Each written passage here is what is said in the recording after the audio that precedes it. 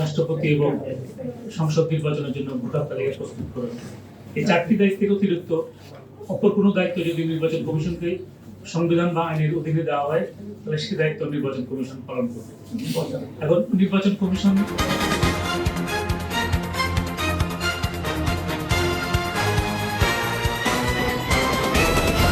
তারা নির্বাচনের আচরণবিধি, নির্বাচন কমিশনের স্বাধীনতা ইত্যাদি বিষয় বৃদ্ধি করে দেখিয়ে বড় বড় মানে বাংলাদেশের বড় বড় শিল্পপতি, বড় বড় সেলিব্রিটি টাইপের প্রার্থী তারা যদি প্রকাশ এগুলো করতে পারে, তাহলে নির্বাচন কমিশন অন্যান্য লিটমাস টেস্ট যখন আরো বড় বড় ভায়োলেন্সের ঘটনা ঘটবে, ইলেকশন ইঞ্জিনিয়ারিং হবে, নির্বাচনের ফলাফল পরিবর্তনের জন্য চাপ দেওয়া হবে, রিটার্নিং অফিসারের কক্ষে যখন ফলাফল ব্ল্যাকআউট করা হবে, তখন এই নির্বাচন কমিশন এবং যখন সেনাবাহিনী সহ বাংলাদেশের ব্যুরোক্রেসি মানে কোনো কারণে যদি এই অঘটনগুলো ঘটে, আন্তর্জাতিক সংস্থাগুলো থেকে চাপ আসে, তখন এই নির্বাচন কমিশন কিভাবে তাদের উপর সংবিধান মানে অর্পিত পবিত্র দায়িত্ব পালন করবেন, সেটা এখনই আমার মনে হয় জামাত ইসলামের উচিত এক মানে ব্যাপারে গর্জে ওঠা।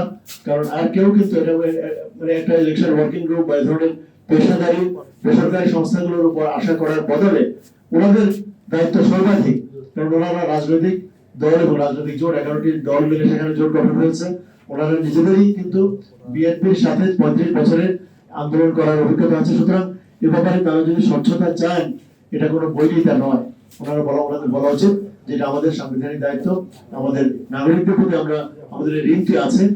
নাগরিকরা ভোট দেবে, সে ভোট গণনা হবে না।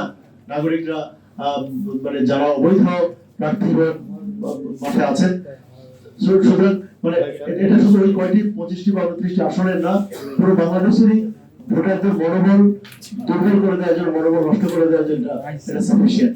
আমি মনে করি যে সরাসরি জামাত ইসলামীকে এ ব্যাপারে আহ্বান জানাচ্ছি বা তাদের জোটকে যে তারা তাদের উচিত নির্বাচন কমিশনের কাছে জবাব চাওয়া। এবং আমি একবার ব্যক্তিগতভাবে একটা অনুষ্ঠানে চেয়েছিলাম, আমি আসলে পদত্যাগও দাবি করেছিলাম যে নাসির কমিশন নিজেদের মানে প্রকাশ্যে যদি ঘটনাগুলো আজকে আমরা যে ভিডিওগুলো দেখলাম, তাতে নাসির কমিশনের ভাগ্য এর আগের যে নুরুল হুদা কমিশনের চেয়ে কোনো ডিফারেন্ট হবে না। whoever wins যে কোনো নাগরিক আজ হোক কাল হোক, তাদের ব্যাপারে ঘৃণা, বিদ্বেষ, এই রিজেকশন, যে মানুষ যে মানে সংবিধান প্রদত্ত দায়িত্ব পালনের ব্যর্থতা ক্ষমা করে না, এটা তাদেরকে মনে করে দেওয়ার জন্য আমি আজকে অনুষ্ঠানে যারা এসেছেন তাদের সবাইকে ধন্যবাদ জানাচ্ছি। এবং আই উইশ যে আমি শুনতে পারতাম, কারণ আমার প্রিয় বন্ধু সাকিব আলী, আমার প্রিয়, আমি যাদেরকে মানে যাদের বীরত্ব এবং যাদের কাজকর্ম থেকে অনুপ্রাণিত হই, এখানে ব্রিগেডিয়ার হাসান নাসির আছেন, অন্য ইকতিদার স্যার আছেন, এবং সম্ভব হলে কিন্তু খুবই দুঃখিত যে আমি অত থাকতে পারবো না। আপনাদের সবাইকে ধন্যবাদ জানিয়ে শেষ করছি। Thank you. এ পর্যায়ে আমি একটু অনুরোধ করতে চাই আমাদের সবারই পরিচিত সাবেক কূটনীতিক জনাব সাকিব আলী, যেখানে সিদ্ধার্থ শঙ্কর রায় জিতেন এবং উনি মুখ্যমন্ত্রী হন। আমি একটু আগে দেখছিলাম যে গত 5টি নির্বাচনে, যেখানে 3টা নির্বাচন তো হয়ই নেই, সেই 5টি নির্বাচনে 165 জন মারা গেছিলেন। এর মধ্যে সবচেয়ে বেশি মারা গেছিলেন 2014 সালে 115 জন, আহত হয়েছিলেন 3700 সামথিং। অর্থাৎ আমাদের এখানে নির্বাচনটা মানুষ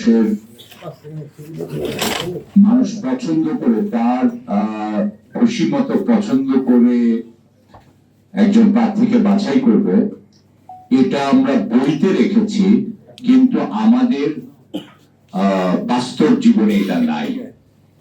এবং আমরা একটু আগে দেখতে পেলাম, আমি জানি যে আমাদের এখানে নারী অধিকার নিয়ে অনেকেই জামাতে ইসলামের বিরুদ্ধে কথা বলেন, কিন্তু আমি একটু আগে দেখতে পেলাম যে মহিলাদের সাথে যেভাবে ভাষায়, যে অনুভূতি নিয়ে, যে মুখের যে অনুভূতি, সেটা নিয়ে যেভাবে একটা অ্যাটাকিং পশ্চার নেওয়া হলো, তাতে বোঝা যাচ্ছে যে একটি দলের লোকরা, বিশেষ করে এখানে একটি দলের লোকরা বিশেষ করে এখনো একটা স্বৈরাচারী মাইন্ডসেটে আছে।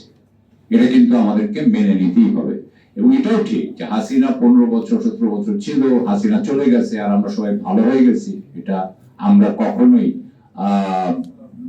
এটা বিয়ে করতে পারি না, ঠিক করতে পারি না। বাট আমার কথা হচ্ছে, এখন আমাকে যেটা বলা হয়েছে যে আমি ধরে নিব যে এখানে এখন পর্যন্ত যেগুলো কথা বলা হয়েছে, একটা দেশের যেখানে 12 কোটি ভোটার থাকবে সেই তুলনায় আমি বলবো না যে এটা অত্যন্ত খারাপ অবস্থা, বরং আমি বলবো যে অবস্থা এখনো আমার মনে হচ্ছে যে দলগুলো বিশেষ করে জামাতে ইসলামের নিয়ন্ত্রণে আছে, এখনো এটা মানে ভায়োলেন্ট হয়ে যায় নাই। তবে আমি আশা করব যে জামাতে ইসলামী এবং ইলেকশন ওয়ার্কিং অ্যালায়েন্স এই ব্যাপারে তৎপর থাকবেন, যে ধরে নেওয়া হতে পারে যে সবচেয়ে খারাপ যেটা হবে 12 তারিখে হয়তোবা, আমরা তো চাই না যে কোনো সহিংসতা হোক, হয়তোবা হবে।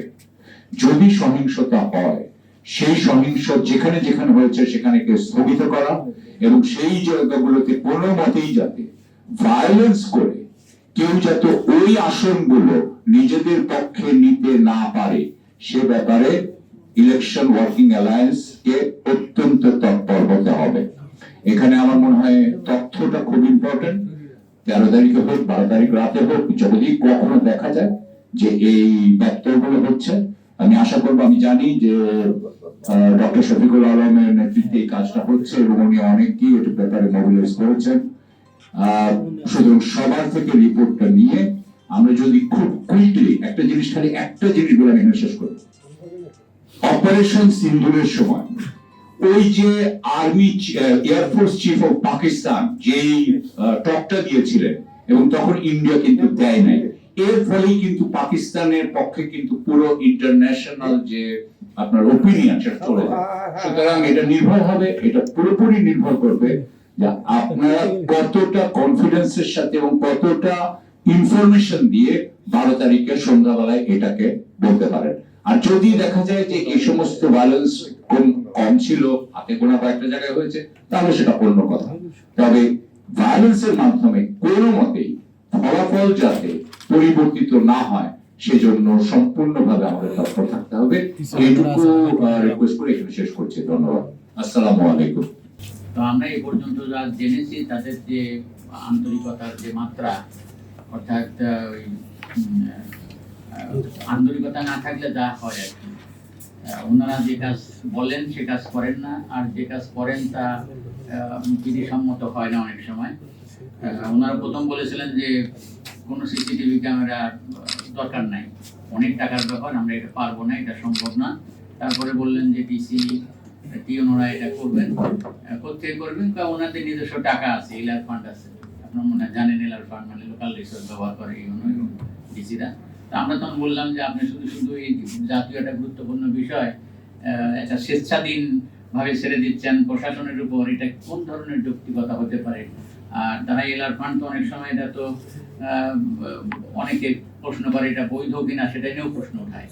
সুতরাং এই ধরনের একটা কাজ আপনারা করতে চাচ্ছেন, তো ওনারা পরবর্তী সময় লোকাল গভর্নমেন্ট ডিভিশনকে বলেছেন, লোকাল গভর্নমেন্ট ডিভিশন কিছু টাকা বরাদ্দ করেছেন, 69 কোটি টাকা, কিন্তু এখন পর্যন্ত তেমন কোনো নির্দেশনা যায়নি। এবং আমাদের ধারণা হচ্ছে যে অর্ধেকের বেশি কেন্দ্রে এটা স্থাপন করা সম্ভব হবে না, হলেও আমরা এটা খবর নিলাম একজন ইউনো একটা সেন্টারে স্থাপন করেছে 6টা সিসি ক্যামেরা, সব বাইরে, বুথে কোনো ক্যামেরা নেই। তো এই ধরনের তাদের আন্তরিকতার প্রমাণ। কুকুর টুকুর আসে কিনা দেখার জন্য, যে কুকুর টুকুর আসে কিনা সেজন্য দেখার জন্য, সেরকম হবে না, এবারে তো প্রচুর লোক আসার কথা। এখন আমরা একটু বক্তব্য শুনবো আমাদের সবারই পরিচিত যার জনাব কিদার আহমদ। আজকের এই আলোচনা সভার সম্মানিত সভাপতি, উপস্থিত আলোচকবৃন্দ, উপস্থিত সুধীবৃন্দ, সাংবাদিকবৃন্দ, আমাদের সকলকে সালাম ও শুভেচ্ছা জানিয়ে আমরা বক্তব্য শুরু করছি। আজকে যে আলোচনার বিষয় স্বাধীন থাকবে, রবিবারের কমিশন থেকে যে দায়িত্ব দেওয়া হয়েছে তার মধ্যে অন্যতম হচ্ছে হল রাষ্ট্রপতি পদের নির্বাচন, সংসদ সদস্যদের নির্বাচন অনুষ্ঠান, তারপরে দায়িত্ব হচ্ছে হলো যে সংসদ নির্বাচনের জন্য নির্বাচন এলাকার সীমানা নির্ধারণ এবং রাষ্ট্রপতি এবং সংসদ নির্বাচনের জন্য ভোটার তালিকা প্রস্তুত করা। এই 4টি দায়িত্বের অতিরিক্ত অপর কোনো দায়িত্ব যদি নির্বাচন কমিশনকে সংবিধান বা আইনের অধীনে দেওয়া হয় তাহলে সে দায়িত্ব নির্বাচন কমিশন পালন করবে। এখন নির্বাচন কমিশন তো একটা হচ্ছে হলো যে ক্ষুদ্র প্রতিষ্ঠান, নির্বাচন কমিশনের জনবল সীমিত। তো আবার সংবিধানেই কিন্তু বলে দেওয়া আছে যে নির্বাচন অর্থাৎ এইবার মানে সপ্তম ভাগের অধীনে দায়িত্ব পালনের ক্ষেত্রে নির্বাচন কমিশনের যে ধরনের জনবলের প্রয়োজন হবে, নির্বাচন কমিশন যদি অনুরোধ করে রাষ্ট্রপতি থাকে সেই ধরনের জনবলের ব্যবস্থা করবে। আর আরেকটি অনুচ্ছেদ আছে যে এটা হচ্ছে হলো যে প্রত্যেক প্রশাসনিক কর্তৃপক্ষের কর্তব্য হবে নির্বাচন কমিশনকে সহায়তা করা। তো এখন যে নির্বাচন কমিশন যে তার কার্য করবে, তো নির্বাচন কমিশন তো তাকে আন্তরিক হতে হবে। আমরা যে এখানে যে প্রেজেন্টেশন দেওয়া হয়েছে সেখানে আমরা যেটা দেখলাম যে ঋণ খেলাপিদেরকে তাদের যে এই বিষয়টাকে অবজ্ঞা করে বা তাদেরকে নির্বাচনে অংশগ্রহণ করার অনুমতি দেওয়া হয়েছে। তারপরে যেভাবে দেখলাম যে ভয়ভীতি নিরসন করা হয়েছে, এটা অত্যন্ত হতাশাজনক। এগুলো যদি চলতে থাকে তাহলে তো এগুলো সুষ্ঠু নির্বাচনের ক্ষেত্রে প্রতিবন্ধকতা সৃষ্টি করবে। তো নির্বাচন কমিশন এবং সরকার উভয়েরই দায়িত্ব হচ্ছে যে অবাধ, সুষ্ঠু এবং নিরপেক্ষ নির্বাচনের আয়োজন। আর এখানে যেহেতু বাংলাদেশের যদি আমরা নির্বাচনের ইতিহাস পর্যালোচনা করি তাহলে দেখা যাচ্ছে যে দলীয় সরকারের অধীন যতগুলো নির্বাচন অনুষ্ঠিত হয়েছে সেখানে ক্ষমতাসীনরা বিজয়ী হয়েছে। এখন তো আর তো দলীয় সরকার না, এখন তো হচ্ছে যে অন্তর্বর্তী সরকার। তাহলে অন্তর্বর্তী সরকার যদি নির্বাচন পরিচালনা করে বা অন্তর্বর্তী সরকারের অধীন যদি নির্বাচন অনুষ্ঠিত হয় সেখানে তো অন্তর্বর্তী সরকারের নিরপেক্ষ থাকার কথা। কিন্তু অতীতে আমরা দেখেছি যে অন্তর্বর্তী সরকারের অধীনে এই সকল নির্বাচন অনুষ্ঠিত হয়েছে, নির্বাচনের অব্যবহিত পূর্বে যারা ক্ষমতাসীন ছিল তারা নির্বাচনে পরাভূত হয়েছে। তো এখানে তো ধরুন নির্বাচনের অব্যবহিত পূর্বে যারা ক্ষমতাসীন ছিল আওয়ামী লীগ, তারা তো নির্বাচনে প্রতিদ্বন্দ্বিতা করছে না। তো অপর যারা প্রতিদ্বন্দ্বিতা করছে, আমরা আশা করব যে নির্বাচন কমিশন এবং সরকার অবাধ, সুষ্ঠু এবং নিরপেক্ষ নির্বাচনের আয়োজন করবে এবং জনগণ যাতে সুষ্ঠুভাবে তাদের ভোটাধিকার প্রয়োগ করতে পারে সে ব্যাপারে সচেষ্ট থাকবে। আর এর অন্যথা যদি হয় তাহলে তো আমরা এই যে এখন তো ধরেন এই যে ইউটিউব বলেন, ফেসবুক বলেন বা সোশ্যাল মিডিয়া যারা মনিটর করছে তারা দেখবে। তো আপাতত আমার একটু জরুরি কাজ আছে, আপনাদের চলে যেতে হবে। তো এই জন্য আমি আর বক্তব্য দীর্ঘায়িত করছি না, এগুলো আমি শেষ করছি। আল্লাহ হাফেজ। ইলেকশন ওয়ার্কিং অ্যালায়েন্স ইউটিউবে কর্তৃক আয়োজিত আজকের এই অনুষ্ঠানের সম্মানিত সভাপতি, সাবেক সচিব, বিশিষ্ট ব্যক্তিত্ব জনাব ডক্টর শহীদুল আলম, মঞ্চবিষ্ট অন্যান্য আলোচকবৃন্দ, সুধী মণ্ডলী, সাংবাদিক বন্ধুগণ, সমাজের প্রতিনিধিবৃন্দ এবং বিভিন্ন নির্বাচন পর্যবেক্ষক সংস্থার প্রতিনিধিবৃন্দ, আসসালামু আলাইকুম ওয়া রাহমাতুল্লাহি ওয়া বারাকাতুহু। আমরা এতক্ষণ পর্যন্ত অনেকগুলো বিষয় দেখেছি, একটা নিউজ আমরা দেখেছি। এগুলো দেখে কয়েকজন বক্তা আলোচনা করেছেন। আমি কয়েকটা বিষয় আলোকপাত করব। একটা হচ্ছে এই যে সহিংসতা, আমরা ইতিমধ্যে মানবাধিকার ও সমাজ উন্নয়ন সংস্থা মহসুসের আমি চেয়ারম্যান, আমরা ইলেকশন নির্বাচন কমিশন থেকে আমরা নিবন্ধিত একটা সংস্থা, এই ধরনের কয়েকটি সংস্থা মিলে কিন্তু ইলেকশন ওয়ার্কিং অ্যালায়েন্স। তো আমরা সারা দেশে কয়েকটি কাজ করেছি। একটা হচ্ছে আমরা এখন যেটা করছি সেটা হচ্ছে নির্বাচন পর্যবেক্ষক যারা, তাদেরকে আমরা ট্রেনিং দিচ্ছি। সারা দেশে আমাদের অনেকগুলো ট্রেনিং হয়েছে। এর মধ্যে ঠাকুরগাঁ থেকে আরম্ভ করে চাঁদপুর, কুমিল্লা এবং অন্যান্য জায়গায় আমরা ট্রেনিং করেছি।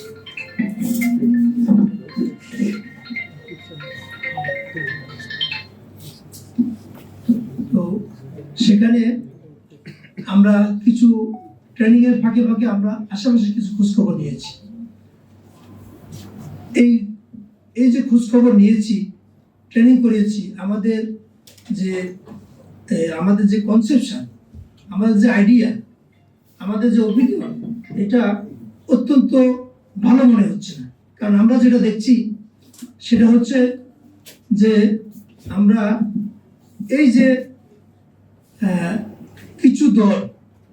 কিছু দলের ব্যক্তি যেভাবে কথা বলছেন, নির্বাচনের আচরণবিধি লঙ্ঘন করছেন, সেটা কিন্তু যদি এইভাবে চলতে থাকে তাহলে আমরা যে চিন্তা চেতনা করেছিলাম যে ফ্যাসিবাদের পরে একটি নতুন সূর্য উদিত হবে, একটি সুন্দর দেশ পাবে, যেখানে মানুষের ভোটের অধিকার থাকবে, যেখানে সহিংসতা থাকবে না, মানুষ নির্বিঘ্নে ভোট কেন্দ্রে গিয়ে ভোট দিতে পারবে এবং একজন প্রতিনিধি নির্বাচন করবে। কিন্তু যে সিচুয়েশন আমরা দেখছি এটা কিন্তু আমাদের কাছে খুবই খুবই খুবই খারাপ মনে হচ্ছে।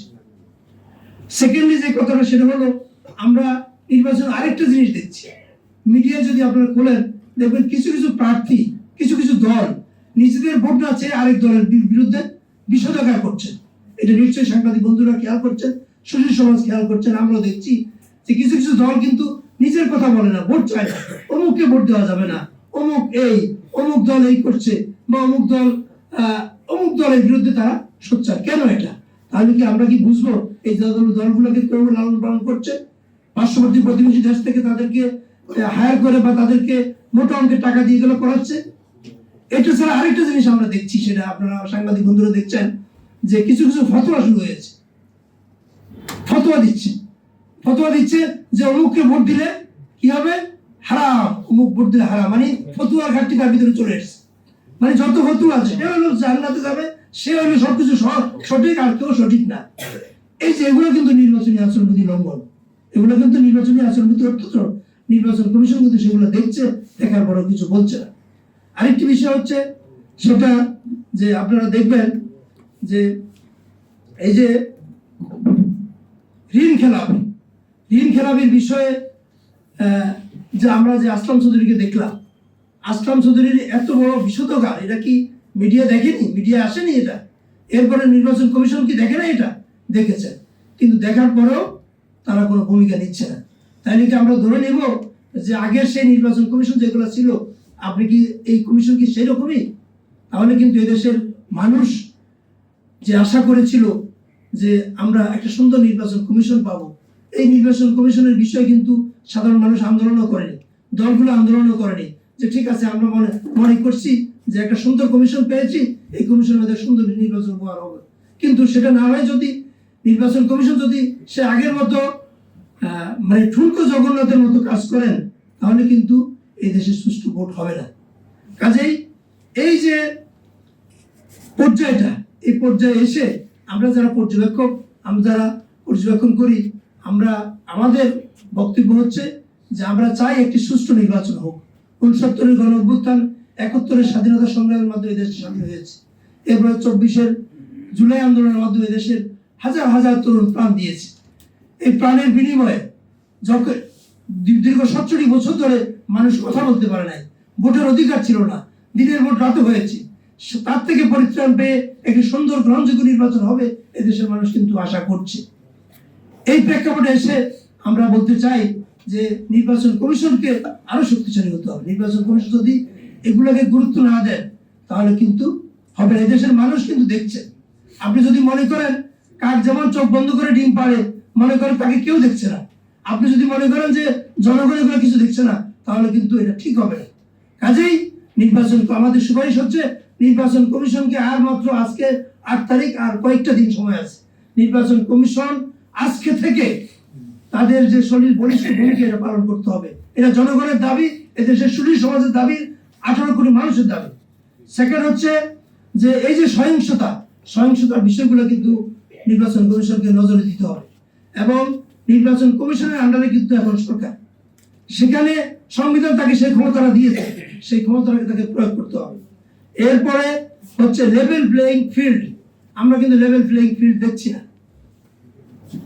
এই জন্য লেভেল প্লেইং ফিল্ড কিন্তু করতে হবে। প্রতিটা রাজনৈতিক দলের যে অধিকার আছে তাকে সেই অধিকার দেওয়ার জন্য ভূমিকা রাখতে হবে। পরিশেষে আমি বলতে চাই, আসুন আমরা একটি দেশে সুন্দর, গ্রহণযোগ্য এবং একটি সুন্দর নির্বাচন আমরা উপহার দেই, এবং যেই নির্বাচনের মাধ্যমে দেশে ভোটাররা ভোট দিতে পারবে এবং ভোটের অধিকার প্রতিষ্ঠিত হবে।